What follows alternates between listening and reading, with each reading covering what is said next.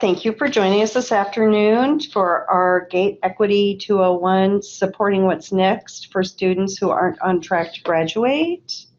Here at OSPI, our vision is all students prepared for post-secondary pathways, careers, and civic engagement. This webinar is brought to you by the Office of System and School Improvement. And we'd like to know who's in the audience. So we're going to do our first polling question now. We're going to ask who is here. We added another question, and we want to know if you're from a school that's been identified for comprehensive and targeted supports, and how familiar you are with the topic. While we're waiting for those results, I'm going to introduce myself. I'm Bonnie Zimmerman. I'm a program specialist here at OSPI. With us today are Anissa Sherritt. She's the OSPI Alternative Learning Manager, and Rhett Nelson, the Director of Alternative Learning here at OSPI. And from the field, Deanna Hogan. She's the principal at the Leaser campus from the Vancouver School District. Here are Anissa and Rhett. Hi, everybody. This is Anissa Sherritt. I'm the ALE Program Manager here at OSPI, and if we can get that poll working for you, we'll have it pop up. But in the meantime, we'll just move forward. A couple of the objectives that we're going to cover today. We hope that you'll leave today with an understanding of the larger umbrella of alternative learning and some of the options that fall underneath that umbrella. Define some of the components of alternative options and why they're important. Learn about the state data behind ALE or alternative learning experience, online learning, and open doors programs with an equity lens. We want to share some of the components and highlights of successful alternative transitions. And we have Deanna Hogan with us from the Leaser campus in Vancouver School District to share some of her experiences and some of the programming options available there. And then some resources that we have available to get everybody started. So we did get some results from our poll. See, there are a lot of counselors in the office, some teachers, a couple of parents, ESD people, district people, and then if you are other, do you want to type in the chat what your title is or what your interest is in alternative learning, so we kind of know who's in the audience and whether or not we need to add another category to our poll? I think there might have also been parents. Yes. Mm-hmm. Was that one of the categories? That's one of the categories. Oh, great. Thinking about the world of alternative options, alternative learning or learning alternatives is a term, it's kind of an umbrella term that has a lot of different iterations locally. The ones we're going to focus on today are alternative learning experiences, ALE, which is a funding model for school districts. It allows them to claim funding to serve students where the student might not be in the classroom for a traditional sort of schedule. The online learning, the key parts that make an online course is that it's 50% electronic. So the activities, what their students interfacing with is an electronic curriculum. And then 50% of the teaching is remote, so that the student and the teacher aren't in the same classroom for more than 50% of the course. Oh, and each of these sort of has its own set of rules and criteria behind them. So there's compliance components, there's online learning has some approval processes that you might need to look into. So please feel free to contact us after this, and we can help make sure that you're straightened out there. One component about ALE that I also failed to mention is that it is a course level funding model. So that means that any school can basically offer ALE. Any student could participate in ALE, and it doesn't have to be their full course load. They could take traditional courses, they can take Running Start, they could take other things beyond ALE. It's not a limiting factor. It's just for that specific course that they're taking. Same with online. Any school district can offer online learning. Open Doors is a re-engagement model. There is a approval process. So to offer Open Doors in your school district, you need to go through OSPI, Lord Shannon, to get that accomplished. And it's meant for older youth, so age 16 and older, and students that are severely credit deficient. They aren't likely to graduate. So why might a school or district be interested in offering alternative learning? And or why might a student or family want to pursue an alternative learning model? Really, any reason you can think of is probably the case somewhere in our state. Alternative learning can be very flexible, and it allows for educational options that can be individualized to student needs. All the options that Rhett just mentioned, ALE, online, and open doors, can be that thing for students, that flexible, individualized learning model. They can be aligned to barriers that students might be experiencing and really be tailored to the academic and social emotional needs of the student. So ultimately, it's just a very flexible, individualized way to support students who might either be struggling in a traditional or comprehensive model, or who just that type of learning model doesn't really interest them, and they're looking for something different for one reason or another. Here you'll see some of the building blocks to creating a successful alternative model. The components that you see are items that we have heard about or found in alternative programs across the state who are reporting that they're finding success and positive outcomes for their students. These items are all recommendations that a district or school may want to consider when either starting a new program or reevaluating the effectiveness of their current programs, maybe trying to redesign or recreate models to better serve student needs. I'm not going to go into detail on all of them, but I do want to highlight a few of these, including things such as the school or program has a very intentional design. It's based on an identified need within a district, ideally supported by data that is backing up or demonstrating that need. And it's a part of the district system for how they support all of their students. It's something that has been thoughtfully designed. It has a mission that might correspond to other components of the program, such as their enrollment process or their climate, culture, community. The basic idea is that it's been thought out and is designed very intentionally.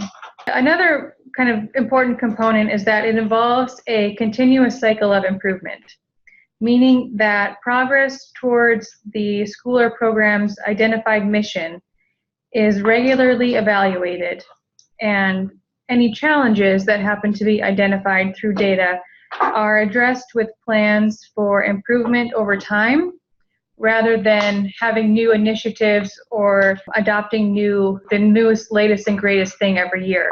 That there's a continuous cycle of improvement and is part of a larger cohesive plan. Another item is that student supports are addressed and integrated part of the model. So thinking about how the program meets the needs of students with disabilities, students with 504 plans, or English learners, for example. Other areas of student supports might be integrated into the day-to-day operations of the school, such as social emotional learning, the students' mental and physical health needs, or other behavior supports. And then the last one that I just wanted to highlight was designated staff. And what we mean by designated staff is that there's specific staff members assigned to serve the students in that school or program. That assignment of that staff member is part of their regular duties as assigned, and not necessarily other duties as assigned, as maybe time allows for. We certainly hear about times and scenarios where that isn't possible for some alternative programs, especially ones that might be smaller. But the idea is that there is a set staff member who knows they're supporting the alternative program and who students know and how to access them when they need assistance or need help. So those are some of the ones we just wanted to highlight. So thinking that it's the GATE Equity webinar series, so we wanted to highlight some of our data that we have around these models that we're talking about today. So for alternative learning experiences, we know that there are 267 unique programs around the state, at least. Some districts might consolidate several programs under one program umbrella that gets reported to OSPI. And then we have ALE is divided by course type. So each course can, based on the student's interaction with the course and the teacher, fit one of these ALE course types. Out of these 267 programs, 127 of them have reported online course types. 129 have site-based course types. That means the student has a face-to-face time with their teacher. And then 93 are remote, where they might not attend at all in a classroom setting. The state auditor's office conducted a performance audit on ALE. One of the challenges they experienced was the poor quality of ALE data reporting to CEDARS.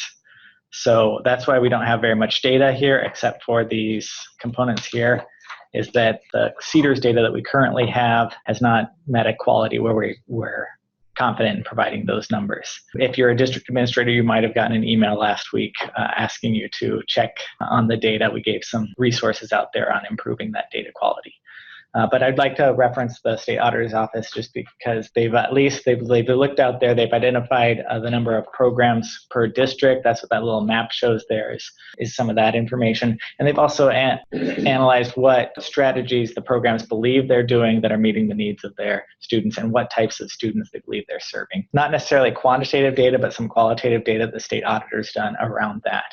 And we'll send out the links in the webinar if you want to see that later. For online learning, we have been getting pretty good data for online learning. 177 school districts provided online learning, 346 schools reported online courses, and 33,450 students were enrolled in at least one online course. The data that we put together here, the data from our year-end report. It's not quite live on our website yet, but you should be able to see that soon.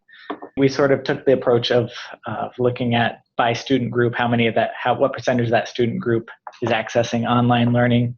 At least, once again, it's at least one course. So you can see that we do have some disparities or gaps for certain populations being able to access online learning, particularly noting the English learners there at last year, less than 1% accessed online courses, whereas overall we see around 3%, 2%, 3%.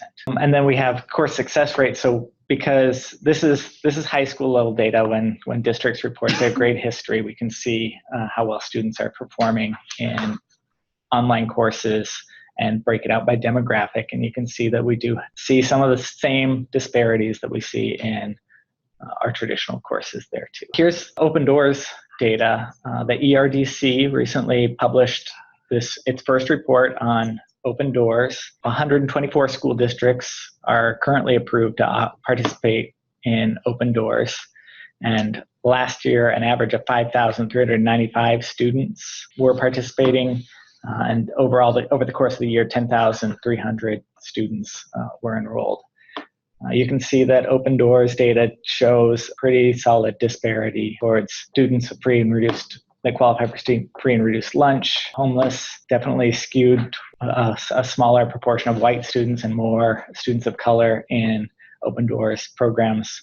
This highlights some of our need to identify those students earlier and make sure that we have systems in place that's going to support those students so that they aren't needing to access a program that's really meant for students that are severely behind. When we were thinking about this webinar, we were thinking about the role that alternative schools play during important transitions, such as those that might happen for a student going from middle school to high school, or from high school to an alternative school, or even from high school to a post-secondary educational option.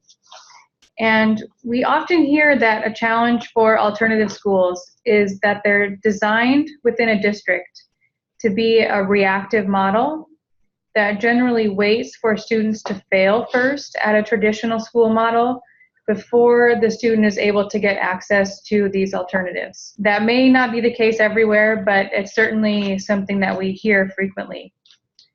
So our push is always to be thoughtful about how these alternative schools can serve a more proactive function within the district, thinking about how our students identified as struggling right away, and how does the alternative option play a part within the district's multi-tiered systems of student support. And for any student who might be identified through that model as struggling, how do they access the alternative options right away so that they aren't continuing to get farther and farther behind. This is all kind of in addition to thinking about and looking into how the traditional school setting or the comprehensive high school or middle school is meeting the needs of diverse sets of students.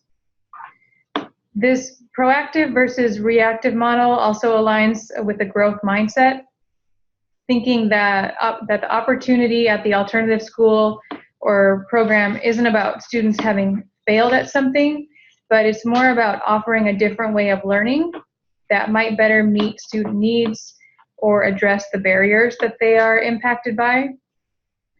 And having that growth mindset philosophy at the forefront as a program is working to support students in creating more successful transitions throughout their educational career is essential, and even more so when students are transitioning to or from alternative options. Another great practice to support successful transitions is a warm handoff.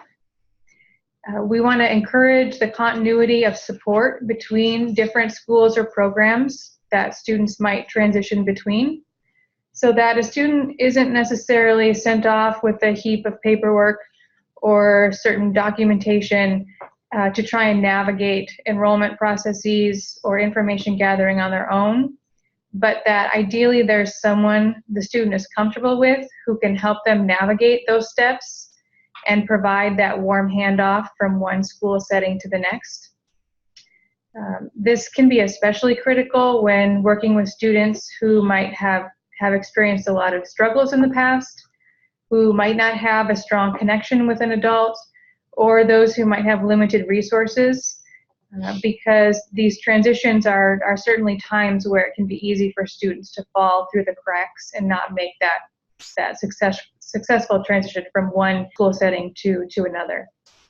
And the more that can be done to support the student prior to or planning for that transition, and then throughout the process, and then even afterwards in terms of following up with them once they've made that transition, can be pretty helpful. On that sort of proactive response, and part of the reason for some of the reactive schools that we see is the real need to meet students where they're at. You know, if they have a severe learning deficiency in math or reading or something like that, you're going to need, that student's going to need specific resources for them that maybe the traditional setting isn't really built to support, and it might be an economy of scale to provide that locally or at one specific location. We want to push out there that student choice and voice needs to be part of that discussion, though, that the student has a role in advocating where they're going to go, and that they see a connection to their opportunities in the future through this model that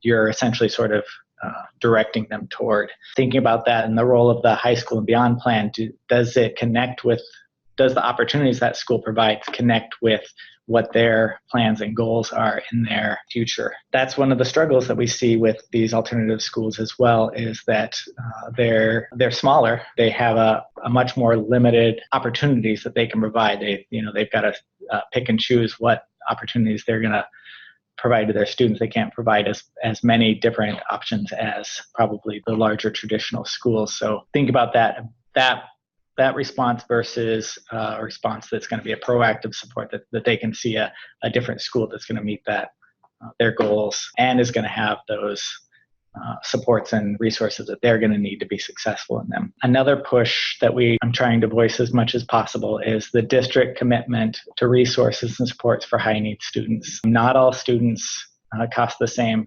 When you create a reactive model where the school is designed to serve a number of high-risk, high-need students that haven't been successful, those students are going to cost more, and really the district needs to be funding those schools appropriately to meet those needs. Those schools will need more resources if they're going to both provide the supports the students need to be engaged and successful, as well as the opportunities that are growing towards their high school and beyond planning. Consider that if you're a district administrator, if you're a school advocating for your program, it's really critical that you understand and the district understands the needs of that school, and that it's pulled these students that are more expensive out of the traditional school, so that the traditional school no longer has to provide those tier 3 supports necessarily. And how can those resources be then committed to that alternative school. I think Anissa has some resources that she's going to share with you. The slide happens to probably be at the end of the presentation. If she just wants to go ahead and let you know what they are, I think Ronnie's going to type them in the chat box for you. Yeah, later in the presentation, you'll see a variety of resources that are available through OSPI. Our alternative learning department has supports for districts and schools who are interested in starting new alternative programs. We try and tailor what those supports look like to the needs of the program or the model that's being developed. So that's certainly something that we can offer schools and districts who are looking for support. We also have regular newsletters that go out that include updates relevant to alternative learning and online learning.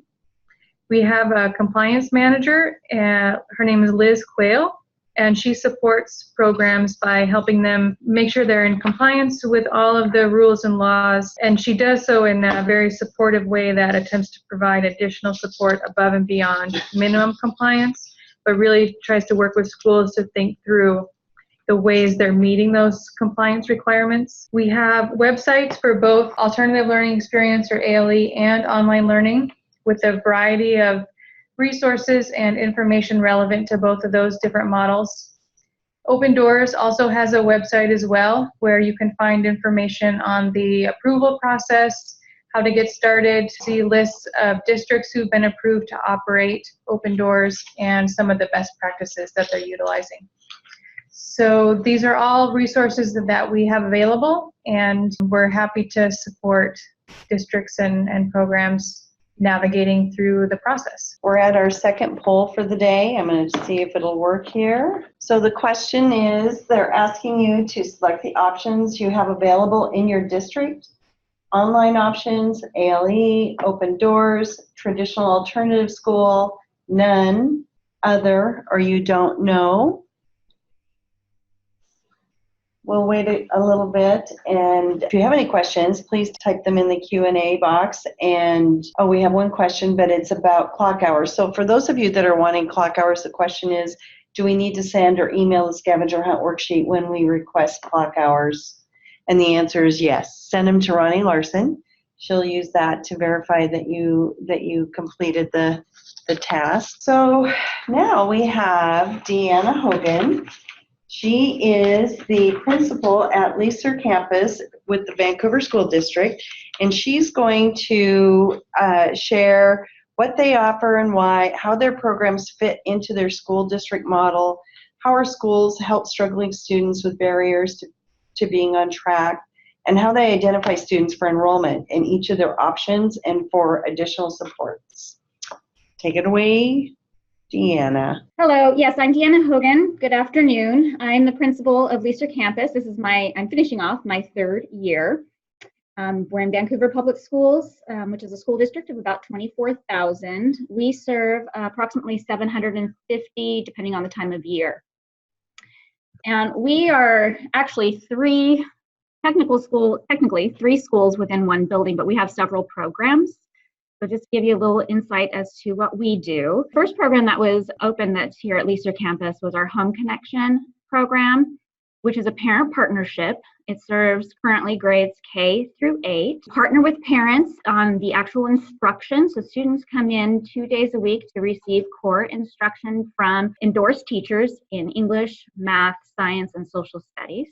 And then on Friday, which I call our fun day, we have a bunch of enrichment electives that families can participate in as well. We also have our high school program, which was originally part of Home Connection, but we found that parents didn't really want to partner in the teaching responsibilities once students reached 9th grade, didn't feel as comfortable with the content area. So we've made this more into a blended site-based learning model for grades 9 and 10 currently.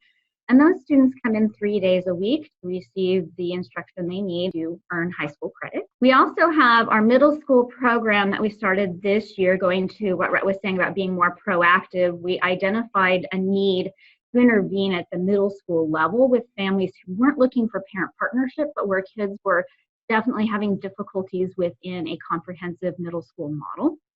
So that we provide site-based instruction 5 days a week to these students. We had a very successful first year, and most of these students who were in the 8th grade decided to stay with us for our high school program. So we're real excited about growing that and providing interventions early for these students, so we don't have to wait until they're failing later and access our Virtual Learning Academy and Open Doors. So the next program that was open was Virtual Learning Academy after Home Connection, to capture online students that were leaving the district. Originally, it is online. It serves grades K through 12. Students are required to come in 1 day a week for 2.5 hours to meet with their advising teachers, who talks about their academic progress, answers questions. We also engage in some community circles, which I'll talk about in a few minutes during that time. In addition, we have an Open Doors program in the district. We also partner with other programs through the ESD 112, but we host our own here, which is the re-engagement program as described earlier, serving grades 11 and 12, ages 16 to 21. Currently, our content is predominantly online, but we are looking at moving towards a more competency-based model. We focus a lot on life readiness skills and work-based learning within the Open Doors program. Today, I'm going to focus more on our Virtual Learning Academy and Open Doors program as we talk about how we intervene with students who are struggling to stay engaged in school. So in our district, we actually have a tiered model of support, and this applies to our high schools district-wide. And we receive reports from our district office periodically that identifies where students are based on credit accrual and based on assessment completion. So if a student is coded green, that means they may be a little bit behind maybe a class, or they're struggling to pass an assessment. Then the duty of the counselors at that comprehensive school to closely monitor those students, and they may be put into an online credit recovery 7th period class to kind of catch up on whichever course they had failed previously. If they're coded yellow, then they're assigned to a specific counselor who follows on-time graduation or students who may not graduate on time, and an advocate. We have what's called a Success Academy program, which is basically credit recovery, but it may be 2 periods versus 1 period. It's actually in their school day versus just an after-school access. If they're coded yellow, again, we have our on-time graduation counselor and advocate, but they may also, especially if they're seniors, be assigned to a Leaser branch campus. So in addition to the main campus where we have kids come to us, we have a satellite campus at each of the 4 comprehensive high schools. Those students attend 5 days a week for half a day. They receive all their content online. They have an advising teacher, and there's an advocate in the classroom, and then the on-time graduation counselor.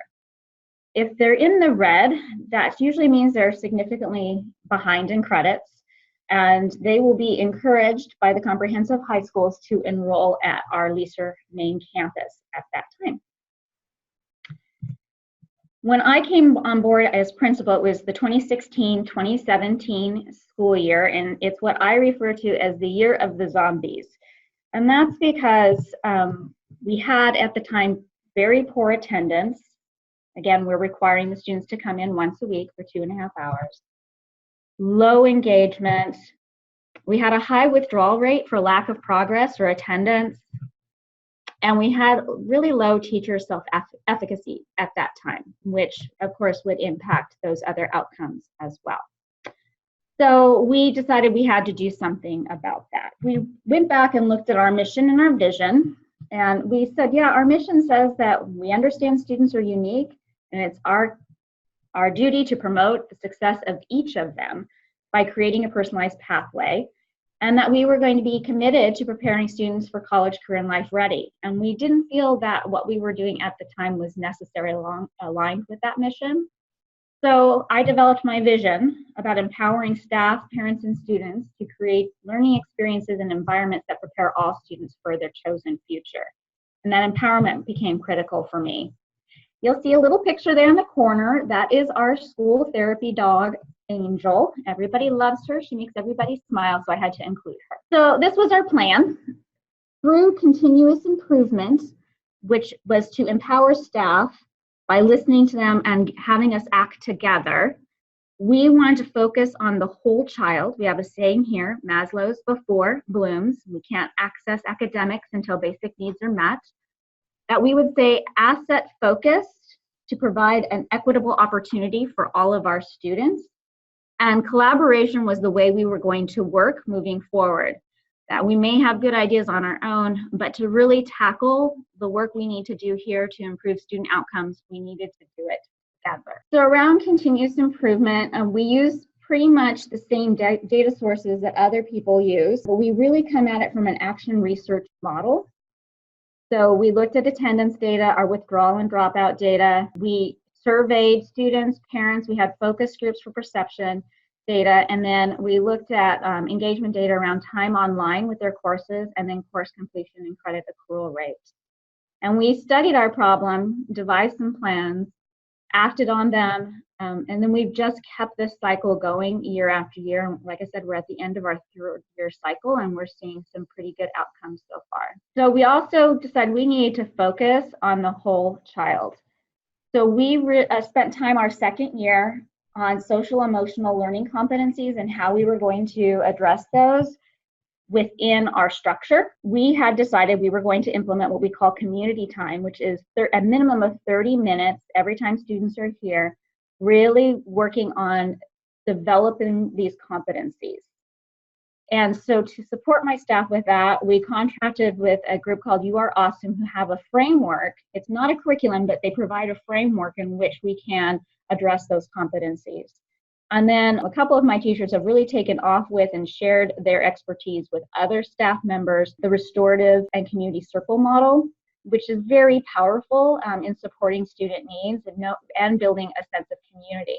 So when I talk about our first year being the year of the zombie, the students would come in, it was very quiet, there wasn't any real engagement with each other. They would sit down, they'd sit in front of the computer and wait for their turn to talk directly with the teacher. And it just seems like, well, why are we asking them to come in if all they're going to do is sit quietly and engage with the computer, which they can do at home? In addition, students were indicating that year that they felt very isolated since most of their time was spent off campus versus on. And even when they were here, they were feeling really isolated and disconnected, which would, of course, lead to those poor outcomes on attendance. So with this community development, now what we see are students engaging with each other. They're creating relationships that continue outside of the school environment. There's laughter in our classrooms. So there's noise, kids are playing the piano, laying with the dog. That was what we wanted to build, and we're seeing that success. We do deliver the community time across all the programs that I shared earlier. It also is our mission, this is the work we've really been focusing on this school year, is around ensuring equity. And ensuring equity is rooted in the beliefs that every student brings assets to the table, that we need to know what those assets are and know each student and her needs, that we need to focus on what we can control rather than marinating in the things that we have no control over. And we then need to meet students where they are academically and personally. And then we need to advocate. We need to advocate for the resources that our students need in order to be successful, especially since we are part of an intervention model for the district where students with the most needs are sent to us to intervene with.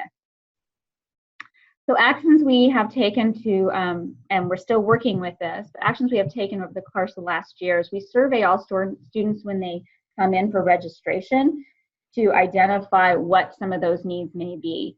And then we connect them with our advocate who will look for specific supports and resources to address those needs.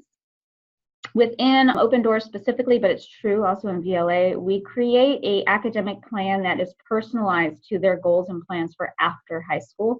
And we start this with what we call an Open Door project that is credit bearing for an elective to get students hooked and engaged back into education.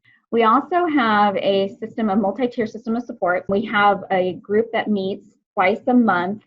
This includes administration, special ed teachers, our advocate counselors, attendance specialists, and our school psychologists. So we all get together and we look at specific students who've been referred and identify anything that we can to connect with that student and get them back on track. We are also spending some of our resources currently on culturally responsive education training and consultation to help strengthen our ability to address the needs of our students.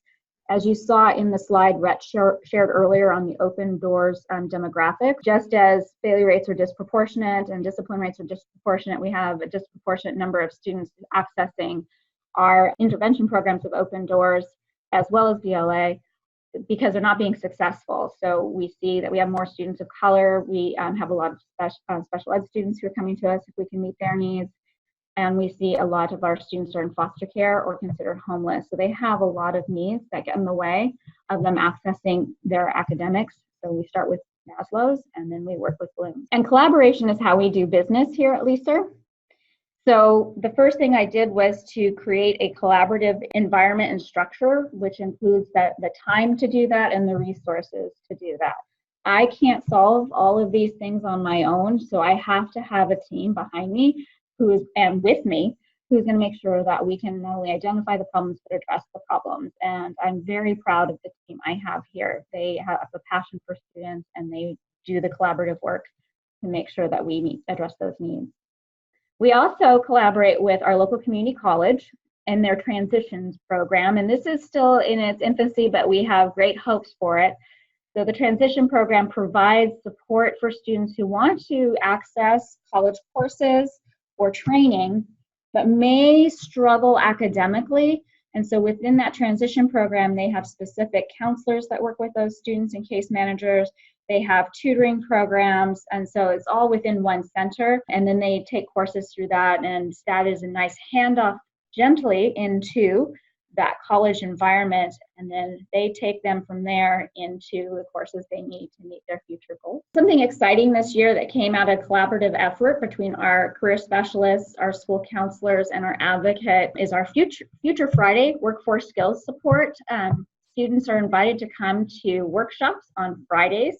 It is credit bearing if they come for enough of them, and learn more about their future skills that they'll need, including how do you get an apartment, how do you interview. And we partnered with Partners in Careers and Connect to provide different workshops for our kids. So next steps for us, we really are looking at how we intervene for the 9th and 10th graders who come to us for Virtual Learning Academy. And we have found that when students at that age level come to us, they don't really have the self-regulation or the executive functioning to do well in a strictly online program. They don't do the work they need to do, and they wind up credit deficient early on. We do warn parents of this when they enroll, that tends to be the trend, but we do need to figure out what are the early interventions that we can put in place so that they aren't staying credit deficient in case they want to do something different for their junior and senior year.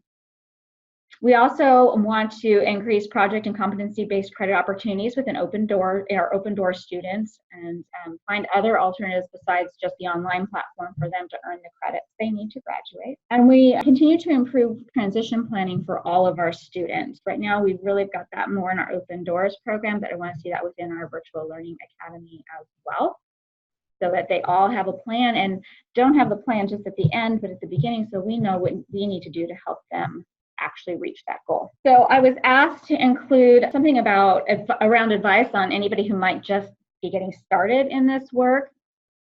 And so I thought about that a little bit, and these are things that are important to me as an educational leader and to my staff. One is, focus on equity. We have to tackle those destructive behaviors that are in our systems that impede student success.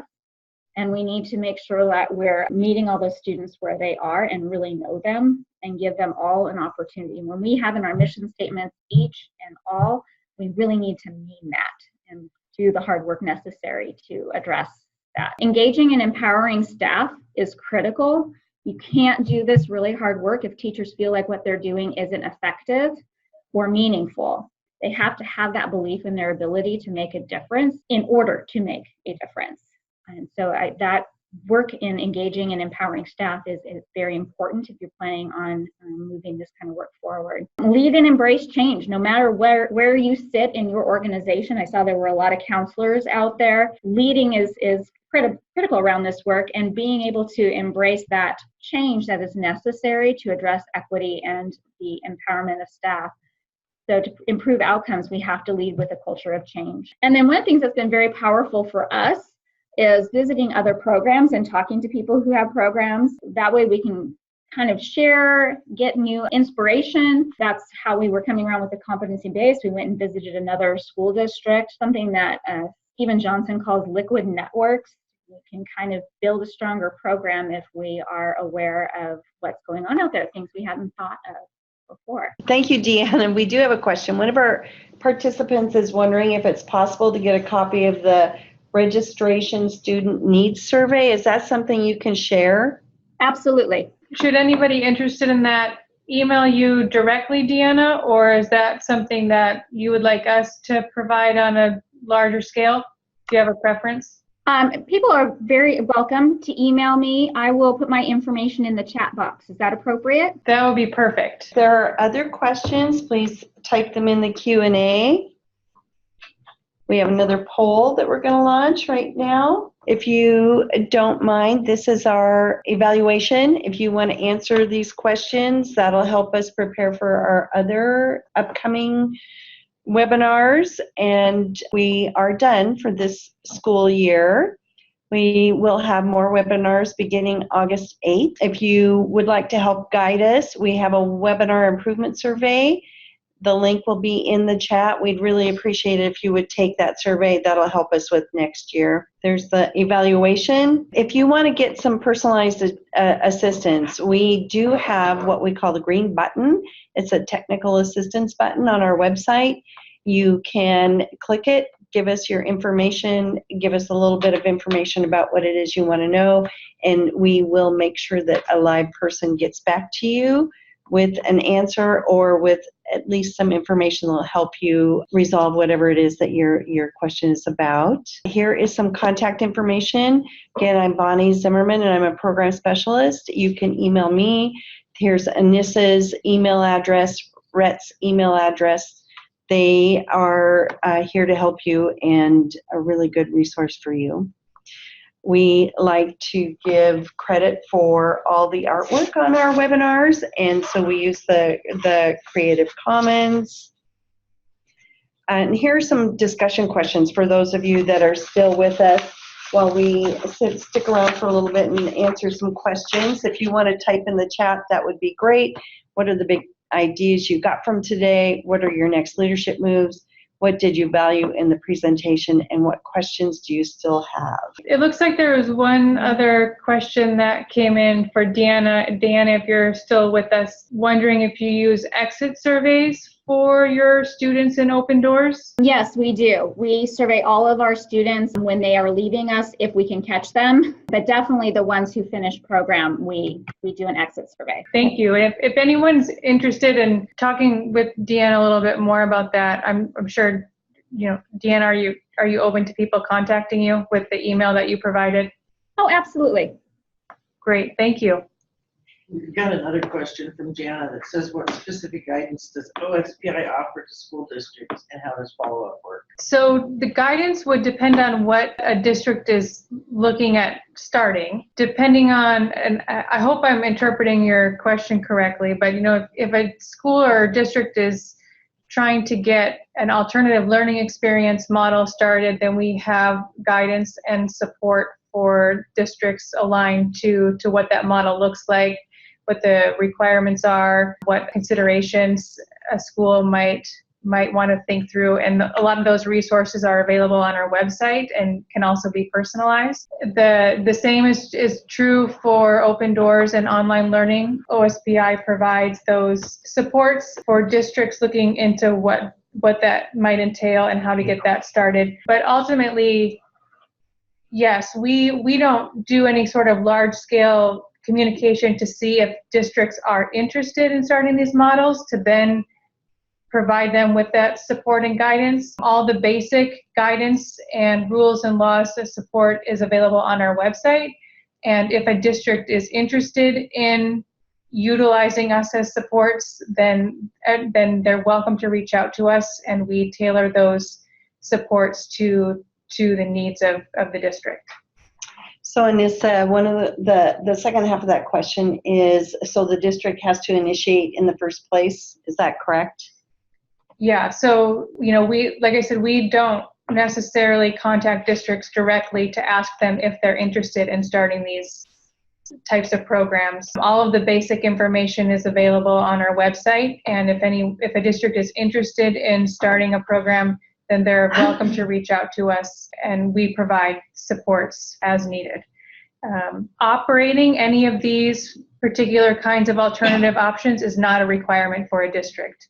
It's entirely a local district decision about whether or not they want to offer an alternative model. They do, deciding what model they would like to offer, how it's designed, who it serves, everything around the design of the program.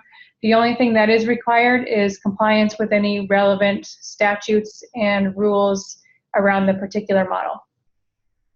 Thanks, Anissa. Deanna, are you still there? Yes, I am.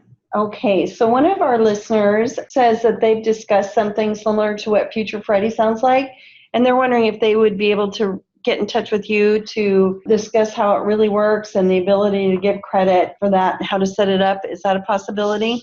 Yes, I would be happy to connect them with our team who created the program, and I can talk about how we got it credit bearing. Great, thank you.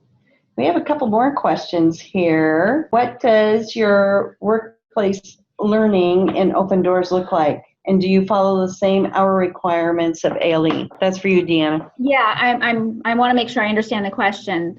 If we're talking about our work-based learning program, yes, it's all the same requirements that any student in work-based learning would have to meet in any school. And we have a wonderful coordinator who goes out and she meets with all the students and meets with all the employers, so they follow the same CTE requirements for that. That has been an area that has just exploded for us this year, and it's a really good way for students to earn credit, and most of our students already had jobs, if that's how I understand the question. As far as our Future Friday, we're an alternative learning environment, so we fit the class and the requirements within those rules. Great, thank you. That answered her question, so thank you. I would also put out with that question around the work-based learning for their Open Doors and ALE is ALE and Open Doors are sort of two separate funding models, and that students in Open Doors aren't participating in ALE, they're participating in Open Doors, and so it's got a different set of compliance components associated with claiming the funding for that than ALE does. So making sure you know which model you're have the student enrolled in is key to that. And I also like to put out there that we have a lot of different compliance requirements for those two models. And a lot of those, they're definitely more paperwork, but they are also founded in best practice out there of what kind of elements are pretty essential to keeping students on track and progressing through those alternative models where they aren't necessarily seeing students face-to-face. They aren't in the classroom like a traditional student. So I like to just put that out there we definitely see programs out there that treat it as a compliance component, a checkbox, and we have programs out there that are more successful, that are really using those elements and building on those elements to keep their students successful. Thank you for that clarification, Rhett. I live in both worlds all the time, so I tend to misspeak and interchange them. Yeah, they're very different. No worries. I think there was confusion a little bit in that question as well. Thank you again for joining us, and we look forward to you joining us in the fall with some new webinar offerings. Please complete the survey so we know what you're interested in, what time of day is best for you, what day of the month is best for you, all that good information. We would really appreciate your help with our planning for next year. Thank you. Happy summer.